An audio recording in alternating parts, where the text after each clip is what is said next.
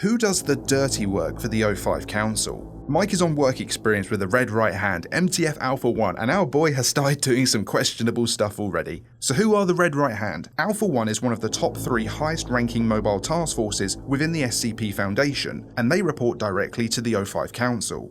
Naturally, their superior ranking results in the deployment of the Red Right Hand only when the strictest operational security is required, or when the O5 Council needs their most absolutely loyal soldiers to do their dirty work for them and keep their mouth shut. Now, most of their operational deployments and file mentions are either redacted, quite brief, or are not of much consequence here. For example, in SCP-2271, they were dispatched after receiving a distress call from Site-91, and that site was later nuked. And in SCP-3434, they are used to detain anomalous newborns.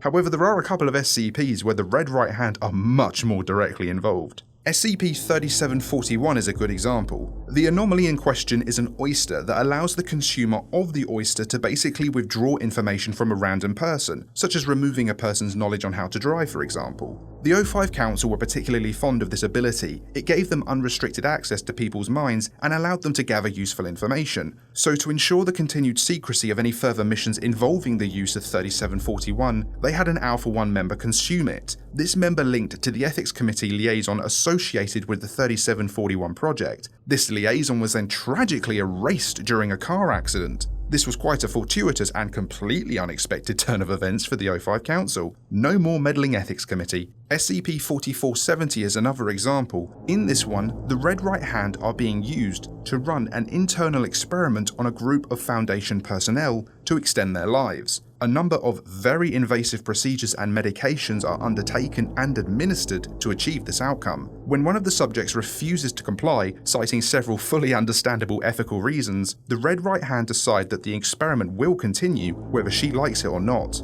The objector is incarcerated, restrained, and the experiment is conducted on her by force. In summary, the Red Right Hand do some shady stuff. Support me on Ko-Fi and follow for more.